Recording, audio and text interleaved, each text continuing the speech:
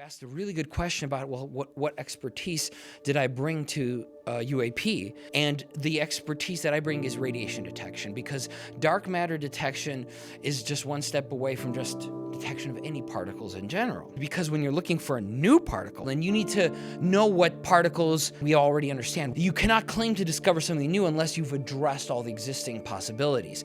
And the reason why that's connected to UAP is because of all of the claims of radiation. There's plenty of historical examples of claims of UAP producing radiation. And to me, that's really interesting because you can fake or hoax a video. It's really hard to fake a radiation signal. I'm not saying it's impossible, but like it's one thing to use CGI and fake people with a UFO picture, but radiation screams to me real phenomenon, very difficult to hoax. And again, that doesn't prove it's alien spacecraft, but it proves it's something weird and interesting.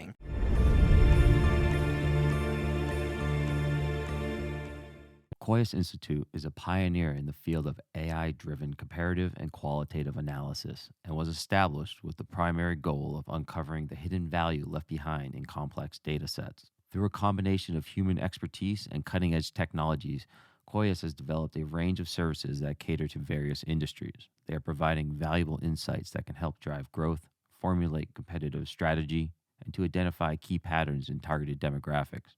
Head to their site to learn more, koyos.institute. That's COEUS.institute. Matt, thanks for joining me. You are an associate professor, and you primarily focus on detections of dark matter, weakly interacting massive particles, and other things. You also are interested, or at least intrigued to some degree, by unidentified anomalous phenomenon.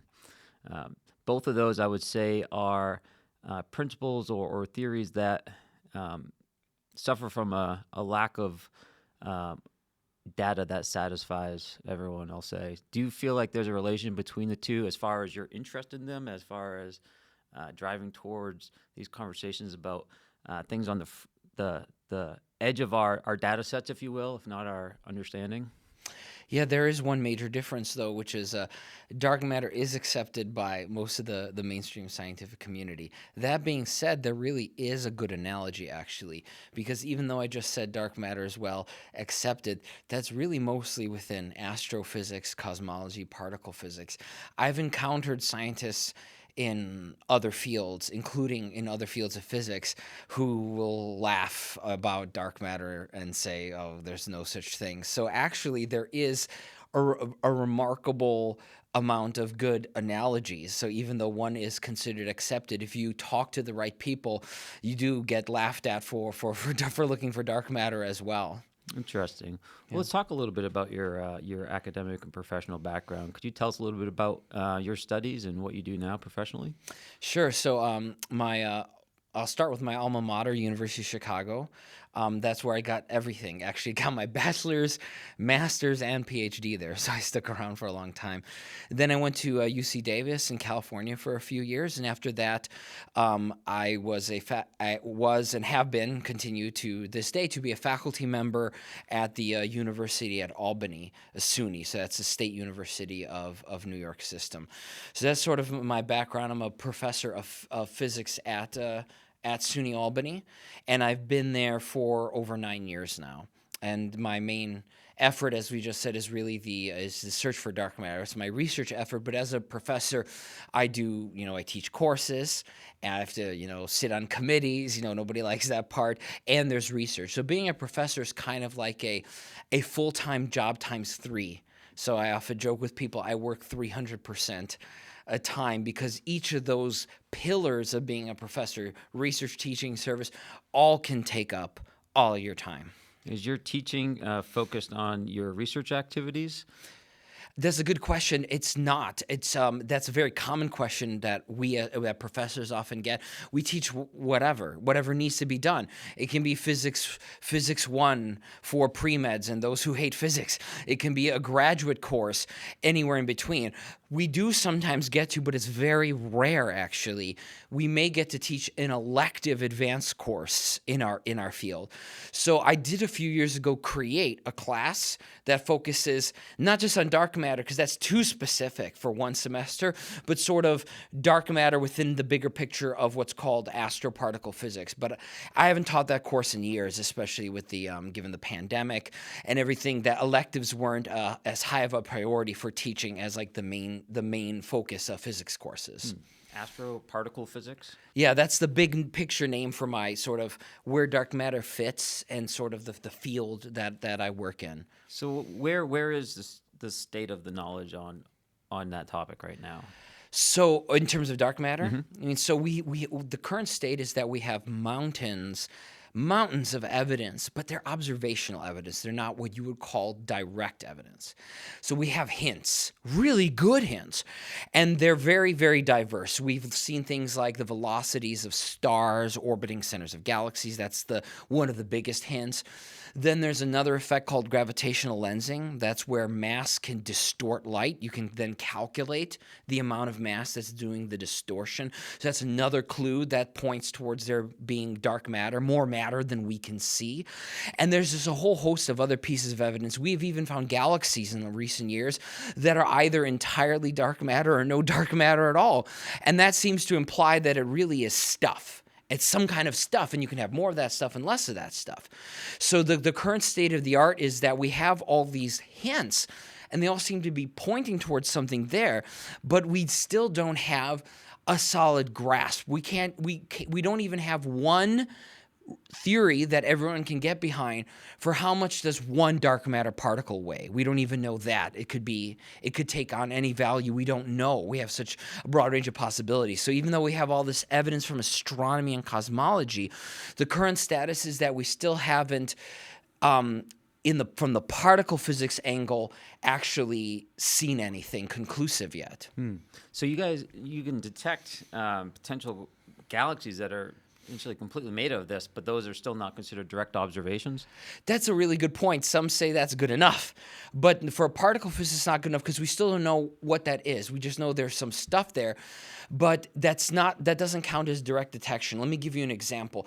Let's say we didn't know protons existed, but we detected hydrogen gas, which is effectively just protons and electrons. It's not the same thing, because even if we have identified, before we conclusively knew atoms existed, we already knew what hydrogen gas was. Chemists were able to, use it, and yet we didn't know that it was made of these little tiny protons and electrons. It's the same thing with dark matter. So I think the right analogy is think of chemists finding elements in the periodic table centuries ago, but without knowing what's the fundamental structure. So we know dark matter's out there, but we don't know what the fundamental structure is. So that's why it's not good enough to say we've got this evidence from our galaxy, this other galaxy, and the universe as a whole. It's still not good enough for most scientists. We need to go deeper. A lot of cosmology, to my amateur eye right now, seems to be a linking of the small with the big, if you will. With the quantum world, with the larger cosmology. We have ER equals EPR, which is trying to combine general relativity, quantum mechanics to some degree using black holes and entanglement. And that is, an example of quantum effects happening at a macro scale and us taking that into consideration. Is there any line of thought around quantum effects or that same type of principle applying to dark matter or dark energy? Yes, absolutely. So, in fact, one of the things about my line of work is I'm always talking about how it links the small with the large, the microscopic with the macroscopic worlds on multiple scales. So even though we were just talking about how dark matter is out there and we're talking about galaxies, but that's not what I do. I'm not an astronomer. I'm a particle physicist. So what I do is to try to build detectors to see dark matter at the quantum mechanical level, at the particle level. But that's directly impactful on our theories of cosmology and astrophysics. So there's a deep and intimate connection between dark matter out there, so to speak, in space versus detecting it in particle detectors. But there's another level of that too, which is the type of dark matter detection technologies I work on. They're designed to take something that's invisible, one atom being hit by a particle of dark matter, and turning that into a macroscopic detectable flash of light that the instrument can then record. And so that's another link where we're taking the microscopic and taking it to the macroscopic realm. Is it microscopic, or is it at a level where the quantum effects are applicable? Oh, definitely. Quantum effects are definitely applicable. It depends on the type of dark matter, actually. We're actually not sure whether dark matter is what you would call more particle-like or more wave-like. That's kind of a misnomer because in quantum mechanics, everything is a particle and a wave, right? So the thing is, we don't know, is dark matter really heavy? In which case, it acts more like a particle, like a billiard ball on a pool table. Or is dark matter more wave-like? Does it act more like water or sound waves? Dark matter could be anywhere in between those possibilities or something else. And so the type of dark matter I focus on, different researchers have their different specialties. I'm looking for particle-like dark matter, where the quantum effects are less important. What I mean by that is in our detection technologies, it's almost like two microscopic billiard balls hitting each other. So we can, for the most part, not entirely, of course, because we're still talking about atoms, we can, for the most part, ignore quantum effects and pretend it's a classical system as if it was a pool table. But not all dark matter researchers do that. Some consider the possibility that dark matter acts more like waves, in which case it would have more quantum weirdness. Interesting. So how do you detect or potentially detect these objects? You said you were directly related to that. So what does that process look like, and how do you go about that right now, or how are you trying to do that? So I work on an experiment called LZ, which is short for Lux Zeppelin. It's a merger of two earlier experiments, Lux and Zeppelin. And the technology it uses is not the only one. This is only one example of a broad class of detectors called direct detectors. What direct detectors do is they'll have a giant tank of liquid or a solid or maybe a gas, a giant target, and the idea is you look for dark matter to hit one of the nuclei inside of one of the atoms in your experiment. So this is a very broad class of experiments, and different people around the world use different substances. So LZ uses liquid xenon. The reason why we use liquid xenon, it has several advantages. It's dense when it's liquefied, when it's cold, and so it can stop non-dark matter, other kinds of, radiation, just other particles we know and love, just naturally occurring radiation. But the general idea for all direct detection experiments is dark matter comes in, hits one of the nuclei inside one of the atoms in your target, and then when that atom is moving, it has got extra energy now, it produces some kind of signal you can detect. Maybe it's electric, maybe it's charge, maybe it's light, maybe it's heat. And so you're looking for a signal. So the different technologies that are used rely on some sort of macroscopic measurable signal from that microscopic interaction of that first atomic or nuclear recoil. So in the case of the technology I spend most of my time on, liquid xenon, we have two signals, light and charge. We combine those signals because that gives us like position and energy reconstruction and information. Okay. Is there direct evidence of this dark matter interacting with the nucleus of atoms, or is that an assumption still? That's an assumption, and it's one that's required in order to move forward. So there's absolutely no proof or evidence that it's even possible. So all we know is that dark matter interacts gravitationally. So in all the direct detection experiments, the assumption is always that there's something extra. There's some sort of weak, very rare interaction other than gravity that allows the dark matter, in a sense, to talk to a nucleus and kick it and give it some measurable energy. That is absolutely an assumption. It could be wrong, but without that assumption, then there's no point in even trying to detect dark matter.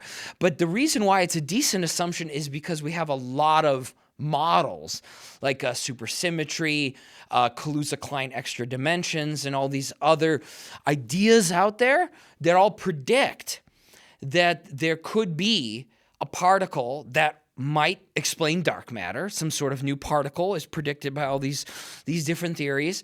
And in almost every case, they will have interactions other than gravitational. And so that's how we justify that assumption. But it is still an assumption. It could be dark matter only interacts gravitationally, in which case we may never be able to detect it directly, and the astronomical evidence may be all that humanity ever gets for it, which would be very sad because it would be very hard to figure out what it is if it only interacts through gravity. Interesting. So I don't want to jump into UAP quite yet, but I feel like there's a lot of analogies that we could talk about.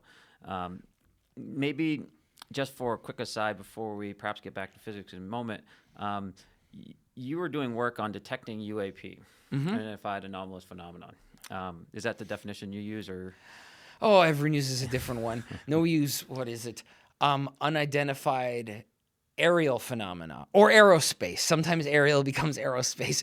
And sometimes, unidentified becomes unclassified, right? We keep changing what the letters mean. We keep changing what the letters are even. So let's talk about how you got involved in that topic. When did Sure. that begin? So that began not too long ago, actually, maybe about 5 years ago, something like that. Time warps during the pandemic. It's hard to remember, but it was before the pandemic started. And it was all it was primarily due to my colleague, Professor Kevin Knuth, who's also at University of Albany and me, he's been big on this for years.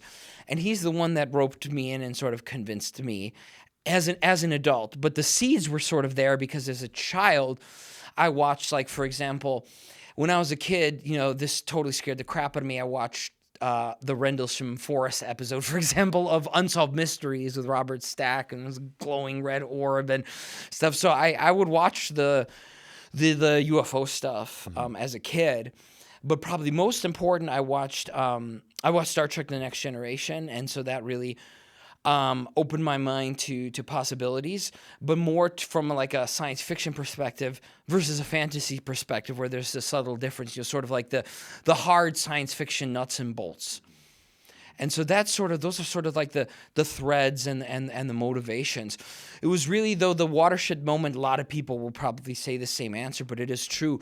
Was the New York Times article of a few years ago about about ATIP and by Leslie Kean and Ralph Blumenthal. It was really that kind of changed the game for not just me, of course, for so many people. It's like, wow, this is the New York Times.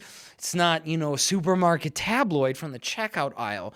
And that really changed the conversation, and it made it more okay to study UAP as a scientist.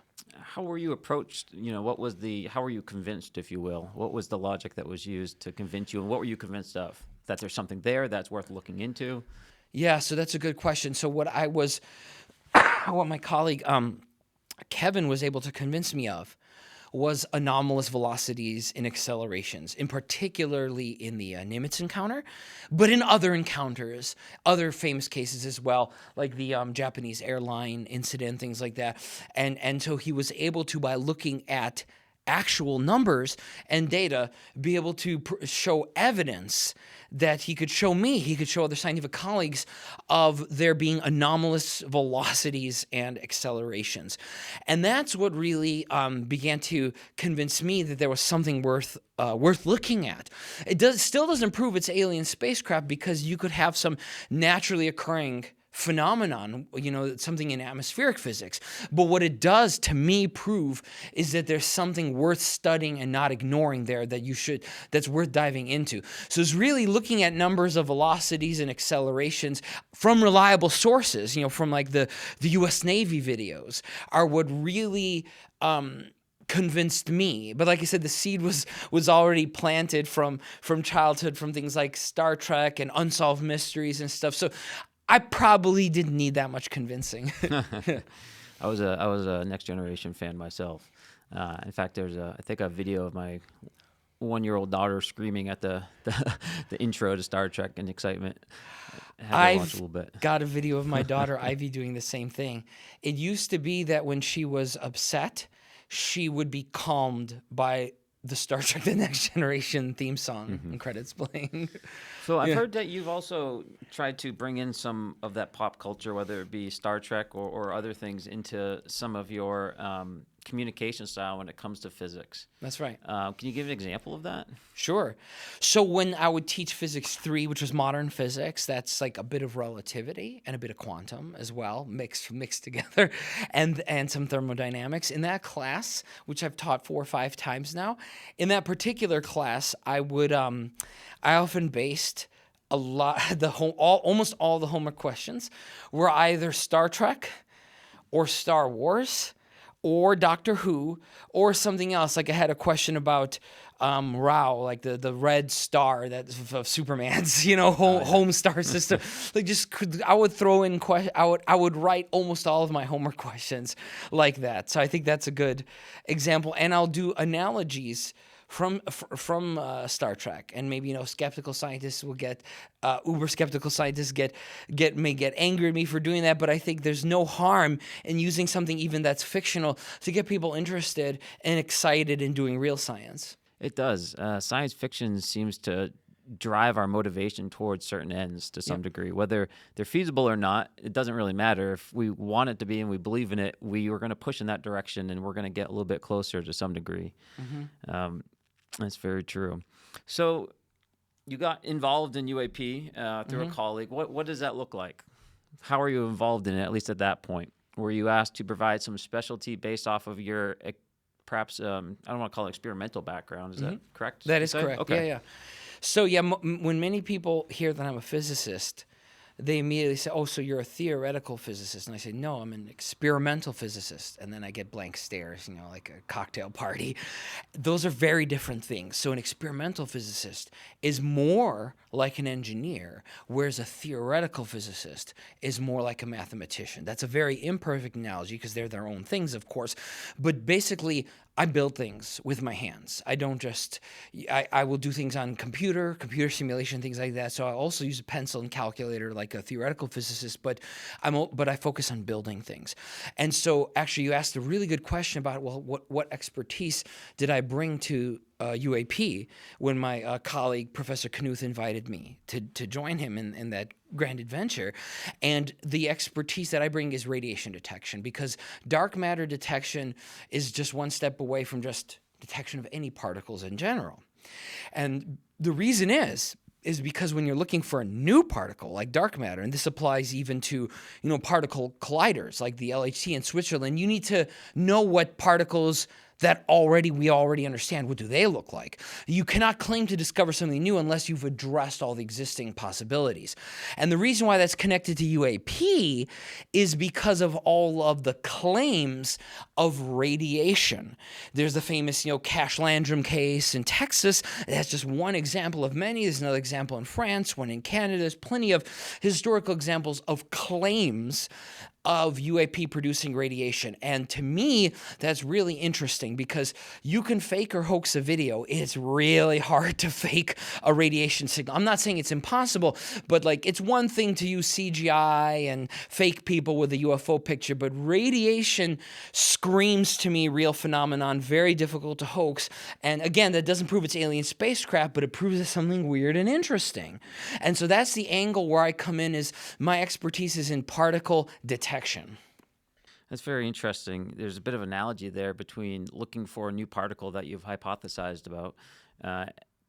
You have to account for all the particles and things that you're expecting to see, and then work your way backwards to see what anomalous data might exist once you removed all that.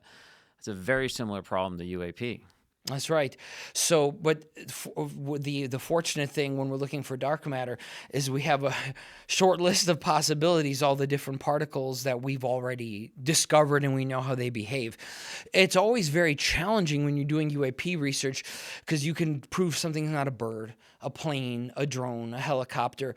But what about that one thing you forgot on your list? It's a dragonfly or something. You know what I mean? It's really hard when the list of possibilities is so long. So it's a good analogy. But with UAP, you have such a long list because you've got animals, you've got human-made craft of all different varieties, that it just exacerbates the problem, because you have to show when you want to claim something is an anomaly or anomalous, you have to say it's not this, and the list is even longer than when we say something is dark matter.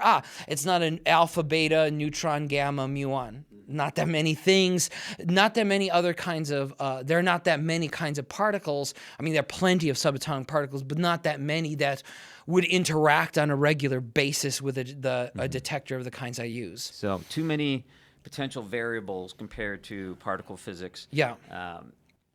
The search space is much higher as well. So how do you look for radiation then? And when we say radiation, I think the layman would think of your normal uranium type radiation that can physically harm a person. Is that what you're referring to?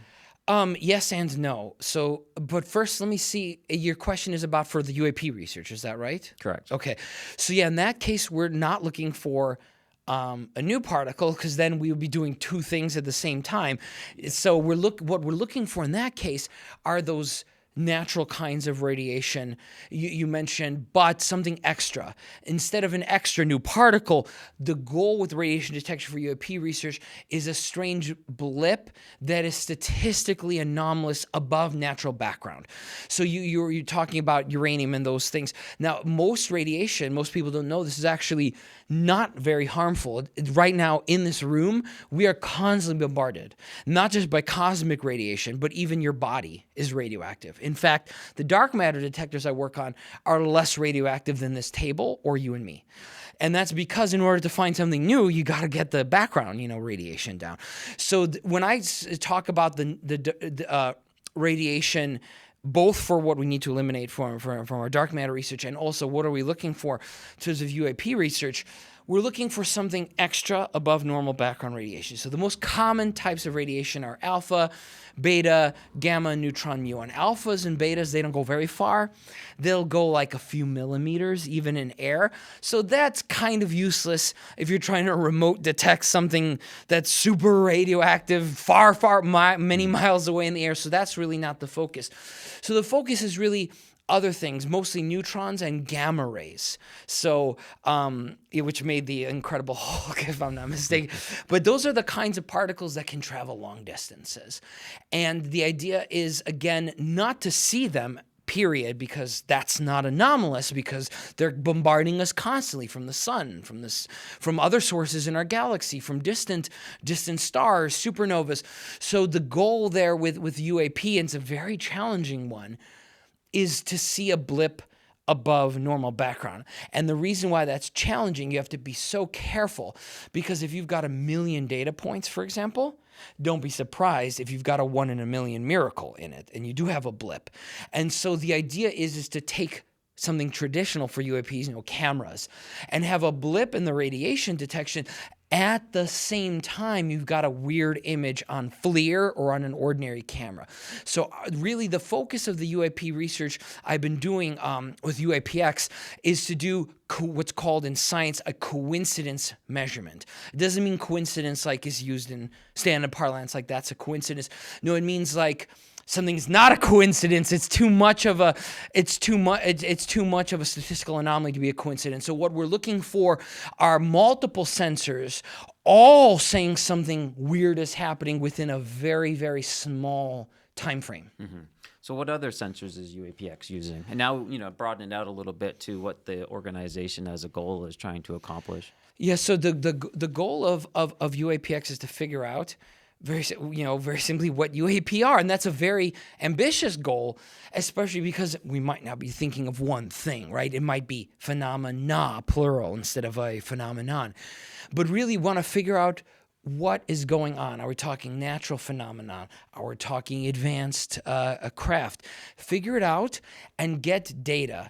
Get data of our own that is not classified, that doesn't belong to the U.S. government or any government, but is open. Data that we can then publish in scientific publications, which then not just other scientists, but literally anyone can read.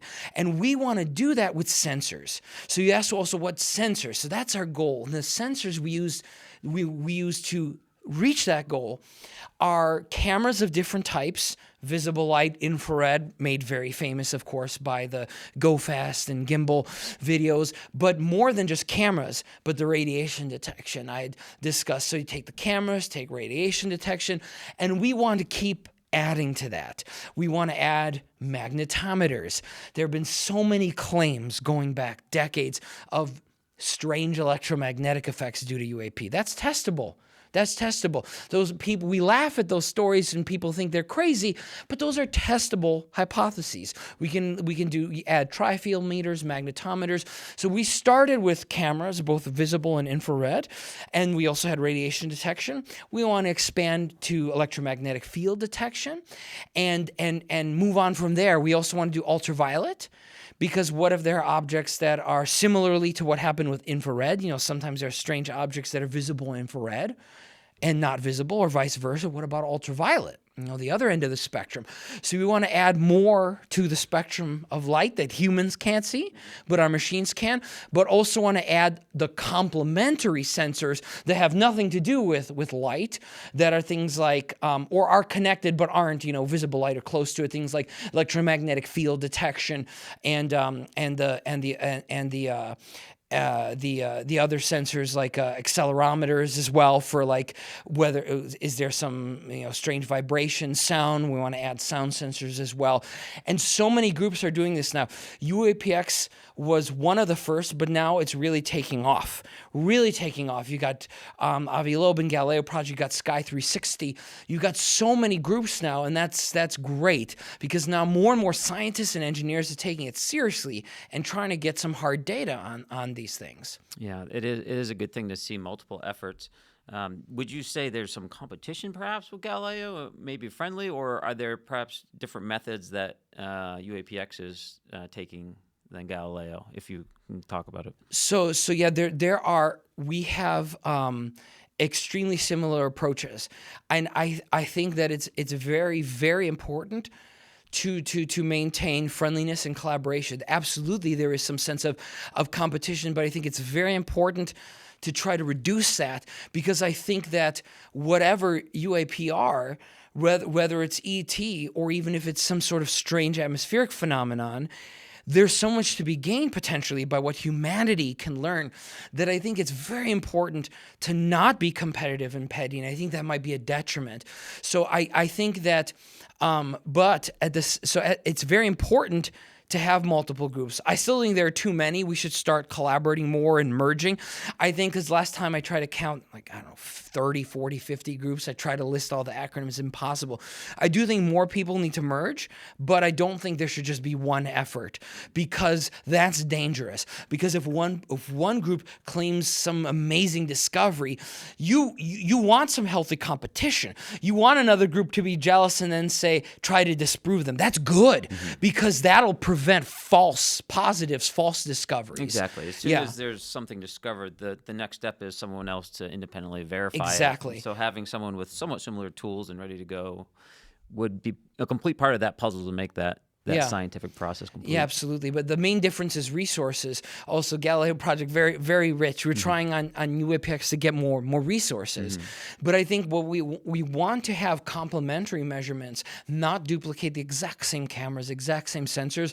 I think that's crucial, because then it says things are only trade secrets temporarily, because if these groups are all scientific and they publish papers, Galileo Project has published several papers, we're working on our first results paper, then you can see what the other person did and see, that was a bad idea, that didn't work. Hey, that was a good idea, let's steal that, which is a good thing. You want scientific groups to look at each other, even if they're competing, and say, you know what, that's a good idea, we need to do that, or that's a bad idea, let's not repeat the same mistake they did, and then we have this cross-fertilization of good ideas. So where is UAPX in this process? Where are you guys? What's your status right now? So right now, we're still analyzing the data from our first expedition, even though that was a long time ago. Well, that was 2021. Let's talk about that. Yeah, let's do a little back, just if you can, just so if people aren't familiar, just the 30-second background on that. So on UAPX, we had on our organization, which, as I explained earlier, we have our goal of checking out what UAP are. We had an expedition where we went to a supposed UAP hotspot. More importantly, a site of the 2004 Nimitz encounter, and that was off the coast of California, on and near Catalina Island. So our expedition was funded by Carolyn Corey, and was part of a documentary movie called A Tear in the Sky. And in that movie, we had a lot of sensors deployed on a roof in Laguna Beach, California, and then sensors on Catalina Island. and we found some potentially interesting things. But the thing is, the data analysis is taking a long time because we are a very small group and an all-volunteer effort. So we want to publish our results, perhaps more than one publication dedicated to different aspects of our work, like our instrumentation versus any potentially anomalous results. And so right now we're in the process of trying to finish writing a first scientific paper, but it isn't just going to be about instrumentation, because we also have results. Maybe they'll all be null results where we didn't find anything interesting, but we might have found some interesting things. But we need to be extremely careful. Anything we claim is weird or interesting, we got to, again, go through our giant list. Is it a bird? Is it a plane? Is it a drone? Is it a helicopter, etc.? That takes a lot of time, especially when you have several hundred hours of videos of mostly clouds rolling over the channel. That's a very difficult problem. Even with AI, even with image processing, that's a very hard problem. So that's why, even though it's been almost 2 years, we're not ready, but we're getting close to publishing, hopefully, our first paper on our findings. Interesting. If the final answer is no, but is there anything you can talk about as far as your findings or, well, I guess you already did. I'm trying to push you a little bit, but I don't want to. Oh, yeah, sure. No, we can. I can talk about our most interesting. I can focus on our number one most interesting event. It's been covered publicly. You can go on YouTube and look at our SCU talk. That's a Scientific Coalition for UAP Studies, or the Limina Conference. And this is also an important part of the scientific process, especially on a controversial topic like this. So many people disagree and say we should publish a paper first before we talk about anything. But there's two reasons why we didn't. Number one is we do have an incredible spirit of openness. We haven't shared all our data, not because we don't want to, because it's many terabytes of data, so it's really, really hard. But we want to share with the world what we think our findings are. Another important reason why we want to talk about it even before we've published a scientific paper is then we get criticism. That's great, because then we get the early criticism and still later, and then we add to our list of things it could be, because someone will watch our talk and say, oh, that's a flock of seagulls, or oh, that's good. We can test that idea. We don't like, on UAPX, we don't like truth by proclamation. If someone's got an idea for what we saw, we're going to test it. We're going to try to replicate that situation, kind of like Mick West is famous for doing in his garage. We're going to do that, not in garage, but in my lab. And we're going to replicate all the ideas. We haven't finished doing that. And so that's why we want to, before we publish, we want to test. But I can tell you about our number one most interesting potential anomaly, which was there was a dark spot we saw in one of our cameras, and this dark spot is there on several videos. Sometimes it has dots in it, sometimes it doesn't have dots in it, and we don't know what it is. So we're testing things like, could it be a fly on the camera lens? Could it be an artifact in the camera? But all the tests we performed so far, none of the mundane explanations seem to fit. So I know it sounds boring when I say it that way, a dark spot in a camera. In the movie, it's called a wormhole or wormhole-like anomaly. But the thing is, we have to be very careful of these really kind of crazy explanations where we don't have the scientific evidence for. Believe me, I would like nothing more than for the hole in the clouds or dark spot in the camera that we saw to be a wormhole. But that's a very high bar of evidence. No one's seen a wormhole before. We don't even know how one would behave like mathematically, how that would translate into the real world. And so we cannot call it a wormhole, even though that makes it sound more exciting, but it's a dark spot in our camera. And we're trying to determine, is it real? Is it a hole in the clouds that the camera saw on our expedition, or is it glitch in the camera? Everything we've looked at so far seems to imply it's a real hole in the clouds and not a glitch in the camera or nearby. But we need to be very careful and test all the different possibilities. But really, that's our number one most exciting event that we're continuing to study, and that's why So the movie is called A Tear in the Sky. Actually, it was named before that, actually. So I think Carolyn could claim to have been, I don't know, Fitting. psychic and saw, or remote viewed the future or whatever, because it was named before we observed that. But that really is our most exciting thing. We saw some other things, but as explained in some of my other already, my and Professor Kevin Knuth's YouTube presentations, that we were able to explain a lot of the other anomalies as camera noise, or one example was the International Space Station. And I think that's really important, because if you don't look at your own data critically, someone else will do it for you and then make fun of you, right, afterwards. So we try to be very, very self-skeptical and critical of our data. We don't claim something is weird unless we've tested multiple mundane hypotheses and found them lacking. Is UAPX in a position to draw firm conclusions on their data? Is that what your goal is, or is it really more to observe what's out there and report on the data without really looking into some of the more subjective and second-tier analysis, such as origin, things of that nature? Because one of the problems I always hear in this conversation is people immediately jump to conclusions as they're considering the data immediately, and that drives them either into or away from the topic to some degree. Yes, that's a great question. So yeah, we want to stay away from jumping to conclusions. That doesn't mean we never want a conclusion. We're in it for the long game, the long haul. Maybe someday, we'll get a high or Galileo project or somebody else will get a high resolution photograph of, I don't know, a flying saucer, an alien waving from the window. So it's the goal to eventually want to get solid conclusions. So on UAPX, we do want solid conclusions, but not yet, and probably not for a while. So initially, the idea is, take some data, figure out what things are not, right? Go through the mundane hypotheses, which is a challenge, because you never know if there was that one mundane hypothesis you forgot to consider that explains your data as boring and ordinary. So it's a very, very difficult process, and it's a combination sort of deductive and inductive reasoning, of different kinds of reasoning.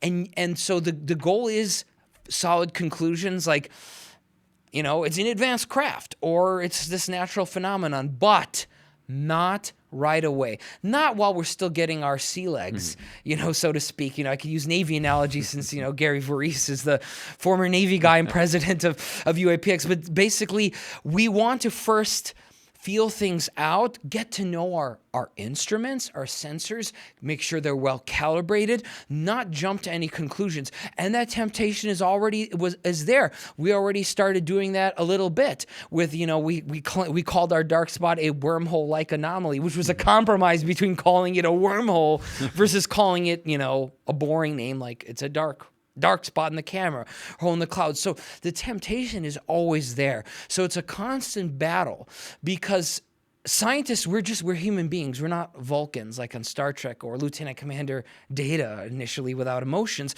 We have emotions too. I have emotions. I sometimes am very tempted to say, oh my gosh, let's, go find evidence of alien spacecraft, but that's going to be really hard.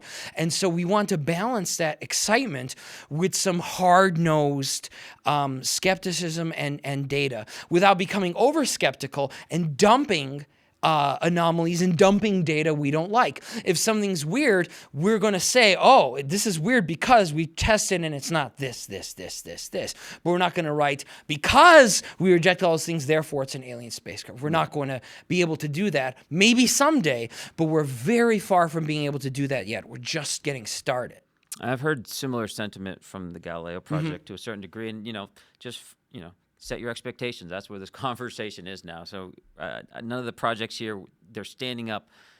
We're really calibrating and getting to better understand what's in front of us, we're not necessarily expecting to grab a snapshot in the next 6 months. This is a long process. Exactly. We consider ourselves extremely lucky on UAPX that we got at least one potentially interesting event. Again, I don't want to call it a wormhole, but that would be amazing if that's what it was. I don't think it is. We don't have evidence yet that's what it is. That's a high bar. But at least we have one anomaly that is still refusing explanation. That's exciting. Like I said, most of the other so-called anomalies we saw turn out to have explanations, but we consider ourselves extremely lucky because how can you just go out for a week, to the location where there were some Tic Tacs in 2004? That was 2004. Are they hanging around, right? It seems so unlikely that we would catch something. So we consider ourselves supremely lucky because we especially the scientists on UAPX, me and Kevin, who was in the movie with me, were like, what if we find nothing? Which is great for science, because calibrating the instruments, not so great for a movie. And so we consider ourselves extremely lucky that we saw something. Not only that makes the film more exciting than a tear in the sky, but is also worthy of years of scientific investigation afterwards to try to figure out what the heck did we see? Because we might have ended up being just exclusively a calibration expedition, which would also be okay. Mm-hmm. How do you? So I know there's some academic journals that these results could potentially be published in. One of them you mentioned is Limina. I'm not sure how familiar you are with them, but if you are familiar, it might be helpful to get a little background, because my understanding is this is a anomaly or perhaps UAP focused paper, or not paper, but what's the right term? Journal. Journal. Thank you. It's a UAP or anomaly based journal. Which I think has its pros and cons. One of the pros is that it solidifies its position and starts to coalesce perhaps coincident cases or similar cases under a banner that can be looked at from the outside in. Yeah. But the con of it also is that it's outside of mainstream academia still, and might get looked at differently. How do you think about that pro and con when you think about publishing your results for UAPX? That's an excellent question. So this is why actually we're not planning on publishing a first paper in Limina. And I can say that because I'm great friends with the chief editor, Mike Sifoni. I've already told him this. And he already explained, no hard feelings. We support him, and some of my colleagues are going to write papers for Limina. But for the first result from UAPX, we all have agreed on UAPX. We need to go to something established. Again, there are pros and cons. We will absolutely probably eventually end up with multiple papers in Limina, but it's too new. So the reason why we want to go to something established is because we don't want to hear critics, skeptics, debunkers say, oh, that doesn't count. That's in some no-name journal, which, again, to be fair to Mike, he's going to work his way up to try to make it a big, important thing, but he's starting at zero. Mm-hmm. Everyone starts at zero. If you found a new journal, you start at zero. You're not famous. You're not considered rigorous or important, yet everyone starts there. The most important journals in the world had to start somewhere from day zero, even Science and Nature magazine. So the idea is we want to go for something in astronomy and aerospace like the Galileo project has done. I'll be honest, we were a little jealous because we had results already. We could have published, and stuff. But the thing is, that's not important. These kinds of competitive feelings and professional jealousies, there's no room for this. There's no room for this. So actually, Galileo project being first has a massive advantage for us. So we can be petty and talk about how, well, we have actual results and we tried to publish them first, but we just didn't have time to finish writing the paper. But a more important positive way to look at this is because Galileo project has already started publishing papers, now it's easier for UAPX. Mm-hmm. So this is a positive, because now when UAPX tries to publish, we'll say, hey, you published their paper. Oh, you just published them because they're Harvard and we're a lower university? That's not fair. That's not ethical. So that's great. Now we can cite the Galileo project papers as a reference in our bibliography and say, and point to them as paving the way. And so basically, thanks to someone of Avi Loeb's incredible reputation, he's helping break that ceiling. And now he's made the UAPX's path easier, actually. He's making it easier on his competitors, but that's okay. I hope he feels okay about that, because before Galileo Project published, man, we would have had probably a hell of a time. But what we want to do is we want to aim for similar caliber of journals. I'm not saying necessarily the identical journals, but we want to aim for the same caliber where Galileo Project is publishing, because we want to establish UAP by starting out by trying to publish in journals that are very well established already. Everyone knows they're real. They're not pseudoscientific. They're not woo. They're not crackpot because they've been around for 20, 30 years and already have a high reputation either in aerospace or astronomy or a similar field like that. So that's our goal. Very cool. Awesome. How else do we move this conversation forward outside of just detection and sensing? Are there other areas where we could apply our knowledge and our technology to increase our understanding outside of looking for where something is in the sky? I'm not sure. That's a very open-ended question. You mean like in terms of like maybe the cultural sphere? That's one. We could look at it from a cultural sphere. We could look at other avenues of technological exploration outside of, remote sensing against the sky, perhaps, or in space. There is a crazy. I can say one crazy thing. We can edit it out later if you want. But outside of remote sensing of the sky, one of obviously the most common hypotheses for UAP is that they're advanced spacecraft and not necessarily human ones. That's such a common hypothesis that we can't avoid it. And I think that's okay to talk about and is getting increasingly socially acceptable. But on that aspect, there have been all these claims, of alien abduction. We stay away from that UAPX because we're focused on remote sensing.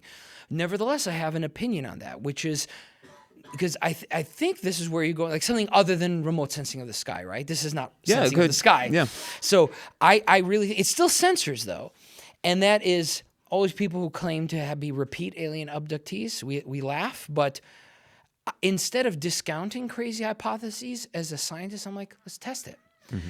I would love to instrument, and people have claimed this has already happened. I haven't seen any scientific publications of this. People claim to be repeat abductees. All right, put a camera in their bedroom. Like, I'm all for getting data, even if the odds are really high that it's probably nonsense. What if it's not? Mm-hmm.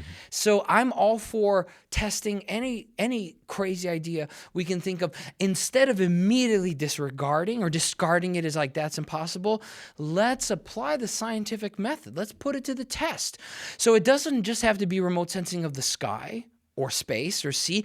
There are other aspects that are, you could say, traditionally associated with this phenomenon that sounds so crazy, so improbable of being true, but nevertheless, we can still test those ideas.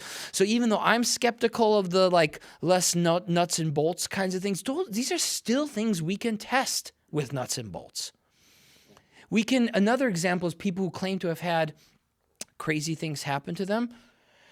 We've got lie detector tests that are nearly impossible to break. They've tested them on Mythbusters. It's really hard to cheat some of the lie detector technologies we have available these days. So that's another aspect. People claim to have seen something crazy that they can't explain, UFO, or they claim they've seen some sort of a being. I really think, and this has been done already, of course, to multiple witnesses, but I think I think that we should make more use, as long as people are okay with it, witnesses, more use of technologies we have like the polygraph and other forms of lie and deception detection, because they're actually really good. Mm-hmm. They're more than 99% effect. It's not a coin toss. It's not like it's 50-50. Yeah. So we've got technologies where so this is very different than remote sensing. Even if we focus on witnesses, there are ways to determine with a very high level of scientific certainty whether people, at least, it doesn't prove they saw what they saw, but at least test whether they believe what they're saying. And that helps eliminate people who are just in UAPs trying to get famous versus people who have actually witnessed something they can't explain. So there are a lot of different ways we can tackle this problem. Mm-hmm. Have you experienced any stigma related to your interest in this topic, professionally or personally? I have, but I'm very lucky. because I think the stigma is greatly reduced. It's not gone, but it's greatly reduced. And it's reduced because of the first excellent journalistic work. We've got people like Leslie Kean. We have the famous New York Times article. We have Lou Elizondo coming out and talking about these things. And these incidents reduce the stigma, but don't eliminate it completely. So I've definitely had family members laugh. Most are supportive, don't get me wrong, but there will be a giggle or from colleagues in my department as well. Much worse for my friend Kevin Knuth, who's been doing this for longer than I have. But there's definitely still stigma.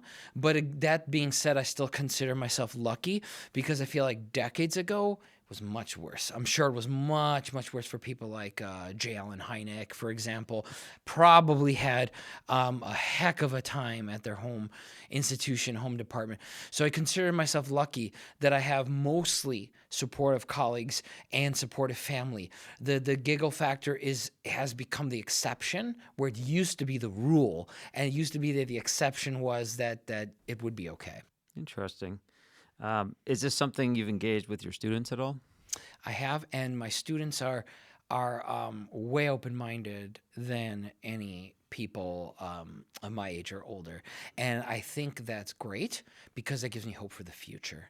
And so I have it's very rare that I would encounter a student who's not immediately fascinated by the topic. Very rarely are students as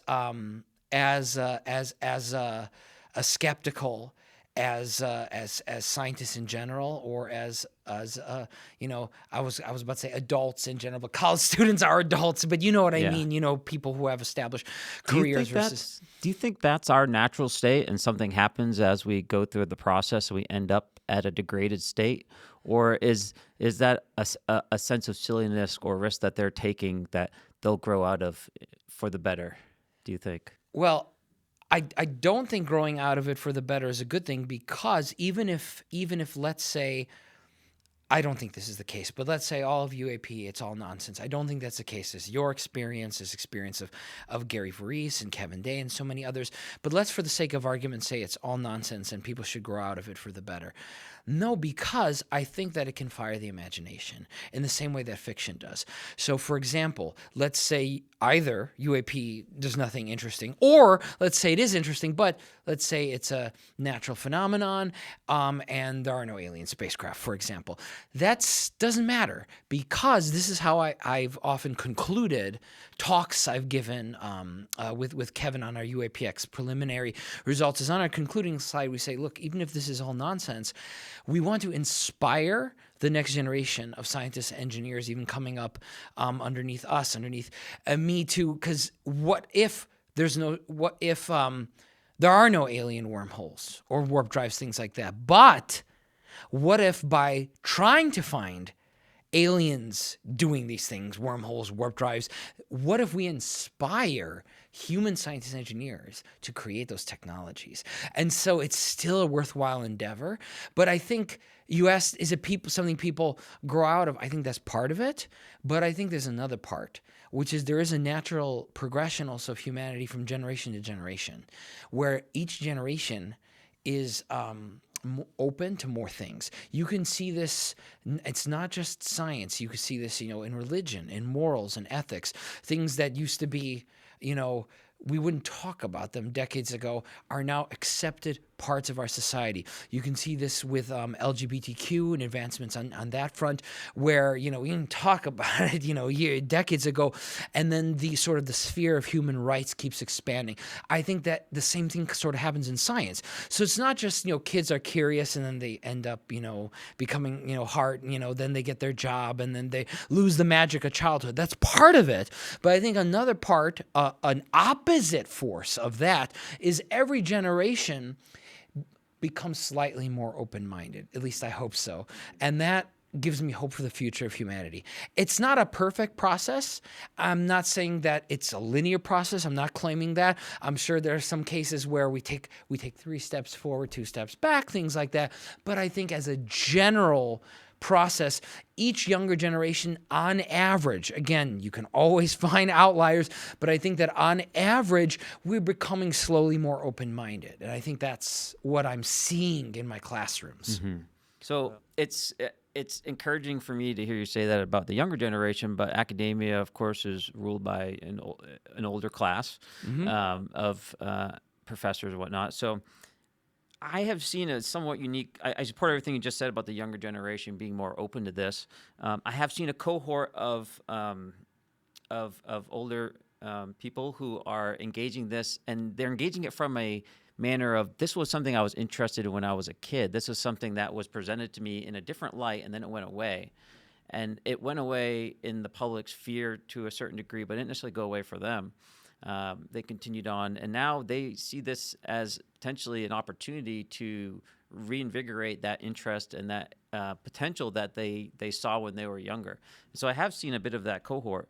But to the larger point, academia, it does have age at the top. So how do we get academia to be more open to these ideas and to integrate into what is slightly a gatekeeping type situation where UAP is considered essentially a low-class study, if you will, by the people at these institutions? How do we bridge that gap? The younger generation is interested in it. Certain professionals are getting interested in it that have done the background on it. How do we bring that to the wider cohort? I think there's several ways to do that. One is that there needs to be funding mechanisms. So it sounds very cynical, but if a professor is bringing money to study UAP, their colleagues will laugh, but the university administration will not laugh if they're bringing in cash. So I know it's a terrible, cynical thing to say, but it is true that if there was a mechanism. So in my research into dark matter, for example, my colleague, Professor Cecilia Levy, and I, we have like $1 million plus grant. So no one's gonna laugh at that. And so the same thing, if there's money in UAP study, but the problem is then, as you said, you have to convince an older, maybe more like scientifically conservative community that it's worth spending money on, because then the criticism is, oh, it's a waste of time because it's nonsense. Why are we going to spend money on it? It's a zero-sum game. Yeah, there is finite resources. So if you spend money on that, then that must mean some other scientific endeavor is not going to get money. And then you say, why are we wasting money on this pseudoscientific thing of UFOs when there's real science to be done? So that's why I'm saying that's only part of the answer, because funding, that's not just going to magically happen. As you said, it's a zero-sum game. We have finite resources. We don't have enough money in this country or anywhere in the world to do all of the mainstream science topics we have to do. Dark matter is underfunded. Everything's underfunded. And so it's a hard case to make. So other things that have to happen is people, I've said this on multiple podcasts already, older, more conservative generation just needs to retire or die, or both. It's just part of the natural progression. I said is then younger people who are more open-minded take over faculty positions and become editors of journals. And a third aspect of how to address this, which none of the things I'm suggesting are going to fix it entirely, because that's a tough question. Yeah, it's a tough problem to solve. But one last idea I have on what could help is maintaining of academic freedom, because you pointed out how things can end up, you end up being stuck, in your sort of track of scientific dogma and sort of stuck in a rut. Academic freedom is very important, and where that comes from is tenure, basically the inability to get fired, because then you can work on whatever you want. And there are many states in the country that are starting to try to repeal or remove that.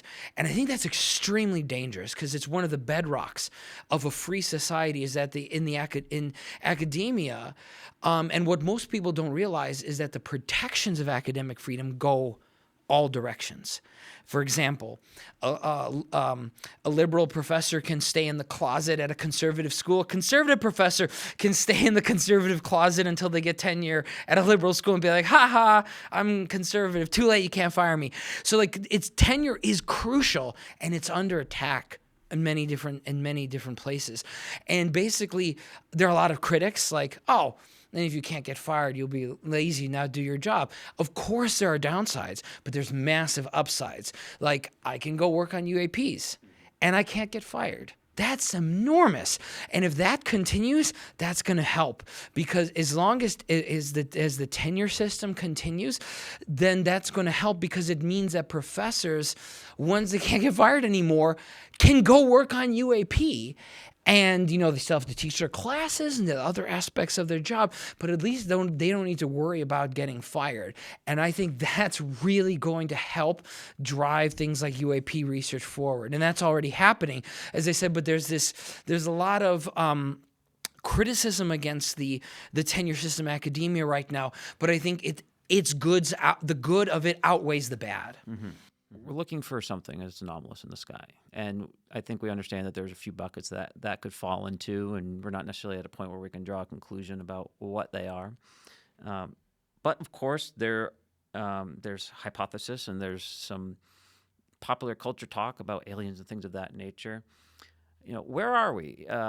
It sounds crazy to think about spaceships in our sky. But if we, forget about our local neighborhood here, and we kind of look far out into the universe, where are we on our understanding of life in the universe? Have we updated the Drake equation at all lately? What's your thoughts on whether intelligent life is feasible elsewhere in the universe? So yeah, I'm 100%, not 99 point something. I'm 100% convinced we're not alone. And in fact, I think the claim that we are alone, which is a valid claim to make, I think that's extraordinary. It's an extraordinary hypothesis, and it requires extraordinary evidence. And all the evidence points the other direction. So that's why I think that what evidence points in the other direction? Oh, so the discoveries over the last few decades of exoplanets, planets outside of our star system.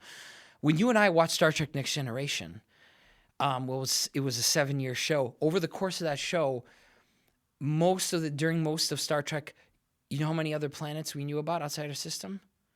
0. And then became 1. 1 in the 90s. Or I think in the 80s, there might have been like a preliminary result in the 80s. But in the 90s is when we conclusively found a planet outside of our system. You know how many we know of now? Several thousand. And that's only in a tiny patch of the sky. You extrapolate that to the entire Milky Way, it's probably trillions of planets in our Milky Way. And as far as we know, statistically, something like 20%. So you were asking about updates to the Drake equation. Drake equation started out as just wild guesses. Mm-hmm. Like, I'm not criticizing. Could you maybe start at the beginning of that equation? I just lightly explain what it is. Yeah. So the idea, for your listeners, right? The Drake equation is an attempt to estimate the number of intelligent civilizations based on certain factors. Off the top of my head, I'm not going to remember all of them. There's more than half a dozen, but it's things like, how many planets are there around stars? How often do they evolve intelligent life? Things like that. And when Drake first came up with his equation, he was an astronomer. Actually, I said I don't remember if he passed away recently or not, but if he's still alive, he's probably very old. Initially, and this is not a criticism, I think, we didn't have computers and things like that yet. All the numbers were just wild guesses. Most of the numbers of Drake equation were wild guesses. This is not the case anymore. There's still, don't get me wrong, massive uncertainties. People can still argue, but some of those numbers... We're starting to add data. Yeah, exactly. We've got real data with telescopes. And so one of those factors in the Drake equation that's no longer a wild guess are the number of planets and the number of potentially habitable planets. And remarkably, this makes me really excited. Even Star Trek wasn't optimistic enough. I used to laugh, like, not just Star Trek Next Generation, but then Star Trek Voyager. They're stuck in the Delta Quadrant, and they're like, there's a planet every episode. And it's always M-class, right, as they call it in Star Trek. They can always land. They don't never need spacesuits. Turns out Star Trek wasn't optimistic enough. There are so many planets that we think probably most stars have planets around them. So instead of planets being the exception, it turns out they're the rule. There are planets everywhere. And that doesn't count moons, asteroids, other bodies. Not only are there planets everywhere, we grossly underestimated decades ago, when we're still arguing about this without data, we've grossly underestimated the number of habitable planets. Basically, planets that are in the so-called Goldilocks zone in astronomy. Not too hot, not too cold, where there's probably liquid water, oxygen, but that's only life as we know it, right? And so if you count life not as we know it, what if life doesn't need water and oxygen, right? Then there could be billions, if not trillions, of worlds. So a separate question, though, and this is the more difficult one, is if there's intelligent life, can it get here? And that one is still hotly debated, even though I've tried to. I wrote a Medium essay for UAPX about this. Like, I think it's pretty clear to me interstellar travel is possible, but then people immediately start attacking that, no, it's too hard, the distances are too great. And so I think that the probability of intelligent life is nearly 100%. But can intelligent life travel to other systems? That is a much trickier question. I'm of the opinion that it's easy, but a scientist can look me in the eye in good faith and say I'm wrong, and then it's very hard. And there's room there for debate and discussion.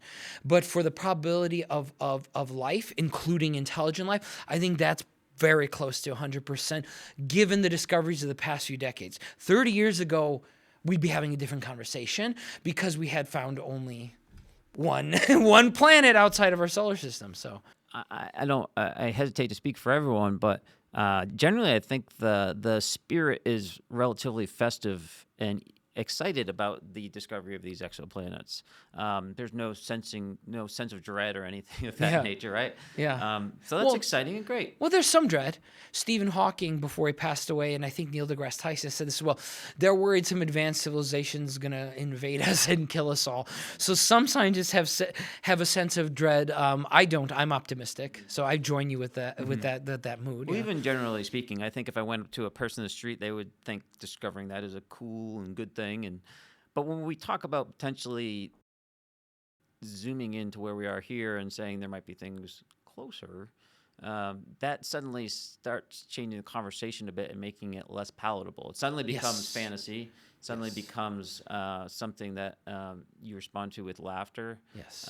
And you distance yourself from that person almost psychologically. Yes. What's the difference? The difference is the second half of what I said, because it's still controversial whether life can travel the universe easily. And that's not just in the scientific community. Like you said, it's everywhere in the public. So there's two separate things there. Does life exist? And then there's a sub-question there, intelligent life, versus plants, non-intelligent animals, things like that, versus can it get here? These are very separate, because it's almost like, and this is not just scientists, like the public, you said, it's cool. Oh, there are aliens. Oh, they're over there. That's fine. Oh, they're so far away, they'll never get here. That's okay. But if they're here, suddenly what happens is our ontological security is threatened. That's what Professor Alexander Wendt calls it. He's talked about, UAPs, and he's asked the tough question, could some of them actually be non-human craft? He's actually asked that tough question. And he says that this threatens our ontological security. So what that means is humanity is no longer top dog. And that scares the hell out of us when it shouldn't. Scientists of all people should know history shows we're never top dog. This is called the Copernican principle. We found out we're not at the center of the universe. And we seem to learn that over and over again. And that used to be a religious thing, but now it's a scientific thing. Now scientists are afraid of not being top dog.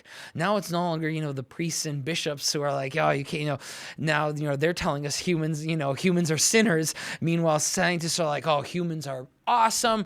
We're the best. We're going to figure everything out, when I think that's bad. That's what religious dogma used to do and still does in some cases, but now it's the scientists who are afraid of not being top dog. So I think that's the answer to your question. We are so afraid that if there's something else, a non-human intelligent species, we are not ready to no longer be the pinnacle of, if you're religious, pinnacle of creation or pinnacle of evolution.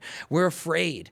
And I personally embrace that. I would love to meet aliens that are smarter than humans. Think of what we could learn. I don't have any problem with meeting non-human entities. I think it's great that that humans wouldn't be top dog. Do you think that there's an analogy between the emotions felt, the fear felt about the potential for AI as the emotions that are felt for the potential of extraterrestrials? I think they're very similar with one major difference. With extraterrestrials, it's worse because we feel we can't control it. With AI, yes, there are people who say we can't control it, but there's a huge difference. We're making the AI. Right? We're still writing the code. Like, we still don't have self-replicating robots. And so it's a similar fear, but I think the extraterrestrial one's even worse because it's something completely outside of human control. For AI, we feel like, oh, we'll pass some laws and everything will be fine again. Not saying that's the case, but I'm saying that's how some people feel. Oh, we'll just pass a few laws and it'll be fine. Whether we can or we can't doesn't matter. We believe we can. Yeah, exactly. So we continue. Exactly. Whereas with extraterrestrials, we know that's not going to happen. You're not going to pass some law against extraterrestrials. If they're here, they're here. If they have better tech than us, there is nothing we can do about it. Whereas with AI, we can at least give ourselves a comforting lie that, oh, it'll be fine, AI will be fine. But with extraterrestrials, we can't even run away to that comfort. Mm-hmm. Mm-hmm. We're asking people to process a lot of potential information as far as their ontological understanding. What if we were to flip the script a little bit for you? Instead of us potentially, and I don't know how we do it, and that is irrelevant, but instead of you searching for incontrovertible proof of something anomalous that has a potential to be extraterrestrial, what if you were looking and you found incontrovertible proof that there were no ET whatsoever? How would you attempt to integrate that? That's a good question, but I don't know how that's possible because you could always say, oh, there's some more distant galaxies. Don't worry about if it's possible or not, but it's just as a thought exercise because it's that type of shift in mindset that we're potentially asking other people to go through. So I don't know. Is there anything to be gained by going through that thought exercise? I mean, yeah, it's a possibility. Even though I said earlier, I think it's almost 100% that there's life out there. There is. I don't think it's possible. But one could say, because you said let's not worry about how that would happen. So let's, hypothetically speaking, say it turns out the probability of life forming is so astronomically small. Again, that's not what biology currently says. That's what we used to think years ago, but we have the opposite. But let's say we're wrong, and it turns out what we thought 50 years ago was correct, and life is very, very rare, and let's say turns out we are alone. Again, so improbable, big universe.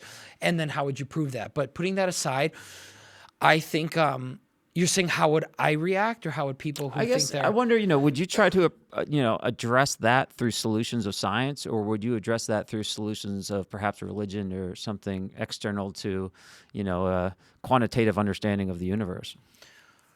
Yeah, I'm not sure what science could do with that, right? It changes things if then humans are the only ones around. That would definitely, that's a lot of empty space. I think it's just, for most people that would be more comforting though, because we don't want to think about, as you said, about other intelligent life forms. Personally, I would be, it wouldn't be a big paradigm shift for me. It would just be disappointing. And so, but disappointment in something that isn't real, that's not something science deals with, right? That's more of philosophy. As you said, philosophy, religion, ethics, things like that. So much of science is based around, the median. We're not special necessarily. Exactly. That's the Copernican principle. Certainly. Yeah. And this would flip that script on its head. And that's why I wonder, if we can use this exercise as a way of perhaps understanding how people that already interpret their place in a potentially empty universe, what they would turn to. So can we make scientific arguments to someone that's highly religious that thinks the universe is empty? Is that going to change their mind? No. And I don't think we necessarily have the answers to these, but I think these are some of the questions that sociologists and other professionals that can start to engage and better understand once we have more broad buy-in from the academic community. I think, it's really hard because, we don't have, TV show news programs everyone watches together. Everyone goes and finds their echo chamber. And so it's really hard to convince anyone of anything these days. Because if you're liberal, you watch the liberal stuff. If you're conservative, you watch the conservative stuff, and you ignore all the other data. And that's really, really bad. And so I think it would be really hard to convince people in either direction of you've been, for sure, from your religion that the universe is empty and humans are all that is, or the opposite. And how do you switch? And that's very, very challenging. The way I would approach it, but this is only me. Other people, I know other scientists who just give up. But me, I wouldn't have a problem talking to people. For example, if someone is deeply concerned because they thought humanity are top dog from a religious perspective, I'd say, hey, didn't Jesus say be humble like me? So it's all about humility. So that's why there are more advanced aliens, to teach you more humility. There are ways to discuss this in different contexts, from religious and ethical contexts. But I'm not saying it's not going to be a very, very difficult challenge. But I do think you were trying to make an analogy, but I don't think it's symmetric. I think it's easier for everybody, including science, to just accept humanities alone. That's fine for, I think, literally everybody to accept. But the other direction just is just so much more difficult for many people. And I think the reason why is because, well, that's all the evidence we have so far is humanities alone.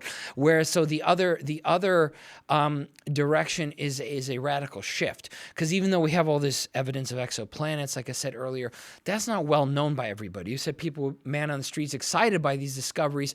Most people don't know there are 8,000 exoplanets we've discovered. People are arguing about whether Pluto's a planet. People are still trying to memorize the names of the 8 or 9 planets of our system. Nobody learns in school, like not in 6th, 7th grade or high school. Nobody learns that there are thousands of exoplanets. Nobody learns that. We still learn about Mercury, Venus, Earth, Mars, blah, blah, blah.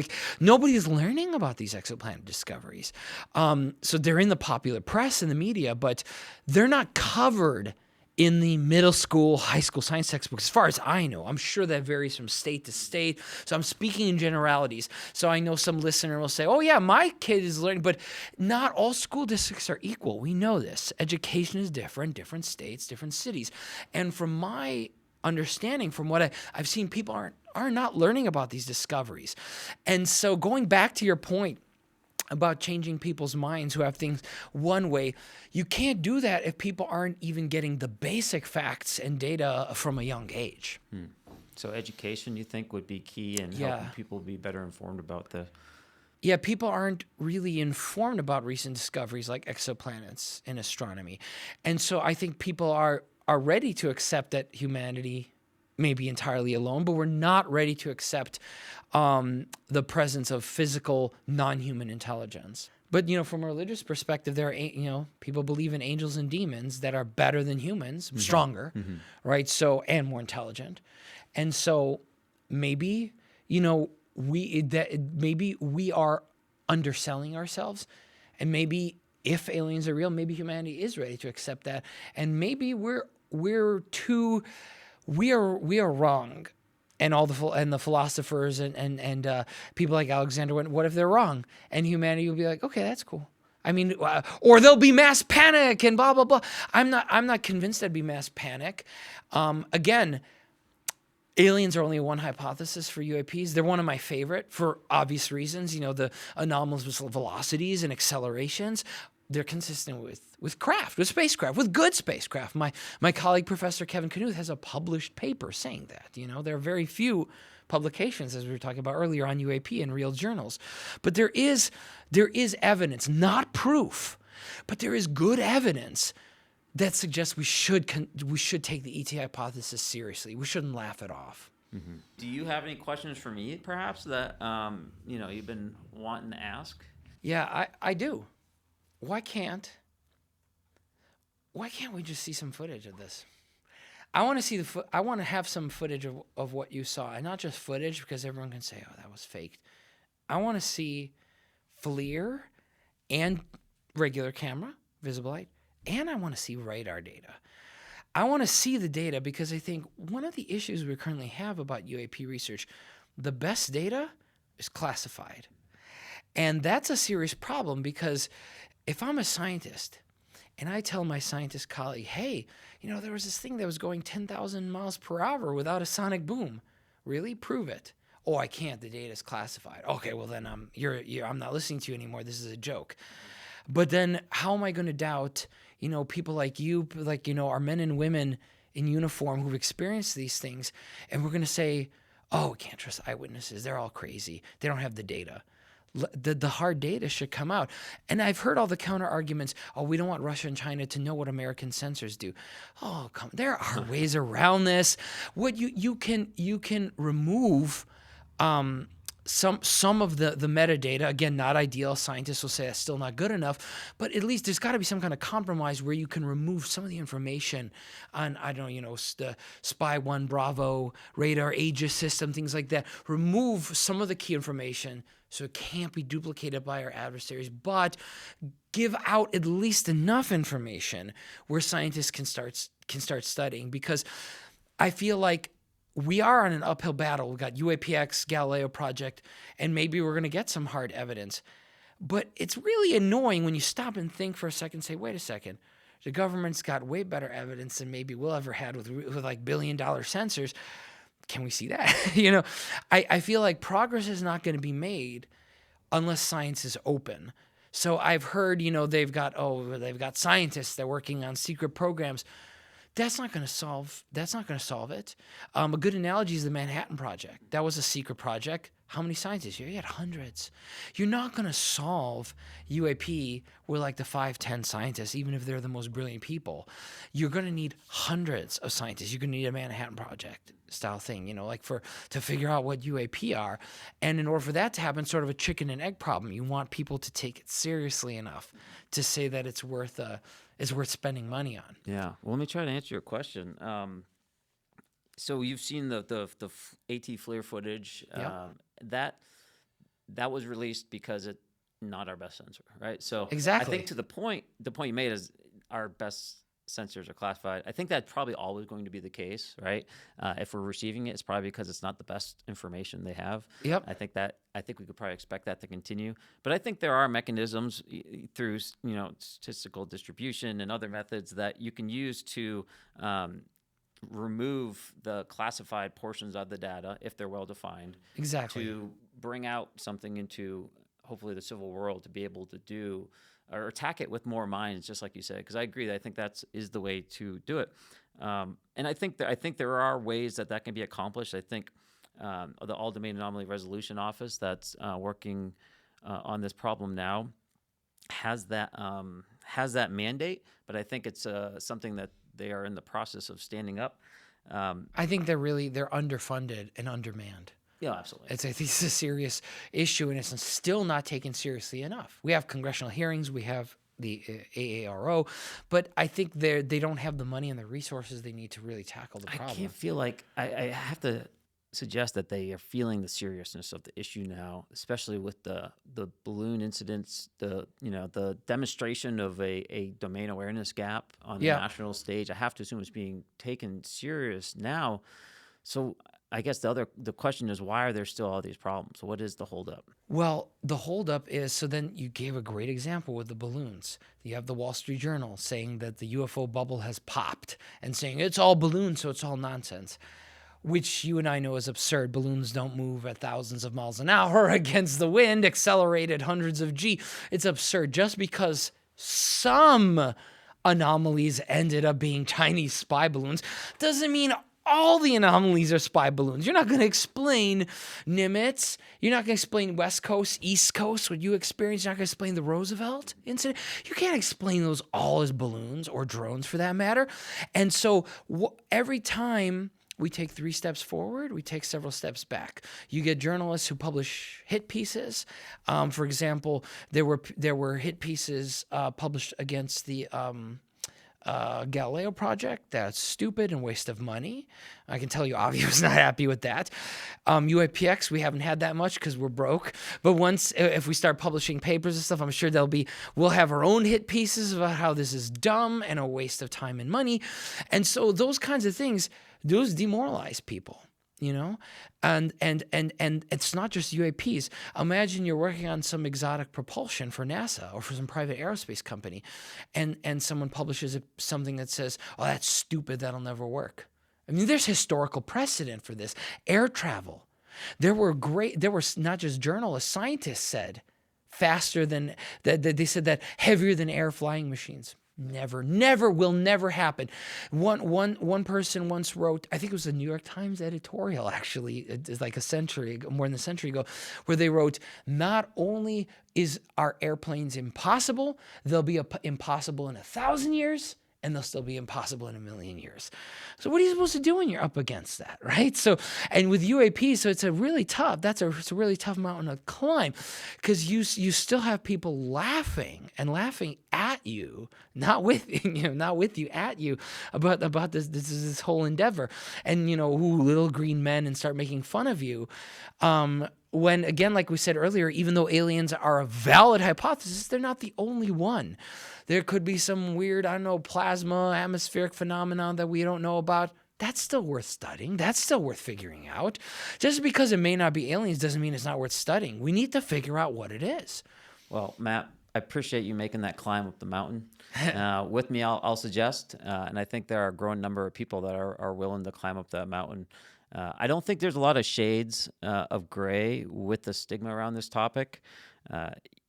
There's a wall of stigma, and if you're on one side of it, you're completely and fully bought in on that side. And if you've integrated yourself enough to be on the other side of that stigma wall, then you're pretty much fully bought in on that side as well. So thank you for the efforts that you're doing. I think they're extremely valuable. Thank you for applying your physics experience to this other mystery that we have in front of us in the universe. Well, thank you for having me.